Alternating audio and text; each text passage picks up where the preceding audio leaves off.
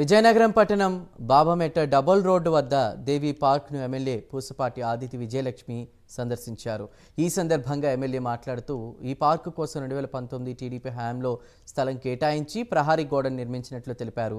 CM Chandrababu ఆలోచనలకు అనుగుణంగా ప్రజలు స్వచ్ఛందంగా పార్కును అభివృద్ధి చేసుకోవడం, యోగా వంటి కార్యక్రమాలను నిర్వహించడం హర్షించదగ్గ విషయమని అన్నారు. అనంతరం అన్నా క్యాంటీన్ కోసం స్థానికులైన బి రామారావు, కె రమేష్, డివి నారాయణమూర్తి, రాజు కలిసి 15,000 రూపాయల చెక్కును విరాళంగా ఎమ్మెల్యేకి అందజేశారు.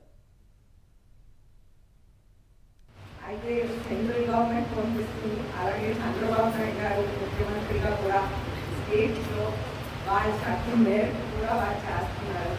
అయినా కానీ కూడా మనం అందరం కూడా ఎంత పార్టిసిపేట్ చేస్తే అంత బాగుంటుంది. అలాగే ఈరోజు అన్నా క్యాంటీన్ కోసం కూడా 15,000 రూపాయలు పెద్దవాళ్ళు ఇచ్చారు.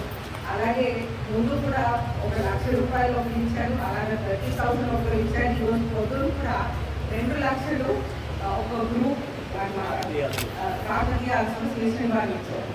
అయితే ఆ విధంగానే అందరూ కొంత వేసుకుంటే ఒక పెద్ద అమౌంట్ వచ్చి మనం అన్నీ కూడా మనం సొంతంగా చేసుకునే అవకాశం ఒకటి మనం స్వయంగా మనం కనిపించుకోవాలి. సిచ్యువేషన్ మన స్టేట్లో అదే విధంగా ఉంది. సో మనం ఎంతవరకు చేయగలమో మనం కూడా మన సమయం అవ్వనియండి, మన ఎక్స్పర్టీస్ అవ్వనియండి, మనం ఏది వీలవుతే అది మనం కూడా స్టేజ్లో కాంట్రిబ్యూట్ చేసి మన రాష్ట్రం కాబట్టి మన సొంత రాష్ట్రాన్ని మనం తీసుకోవాలి.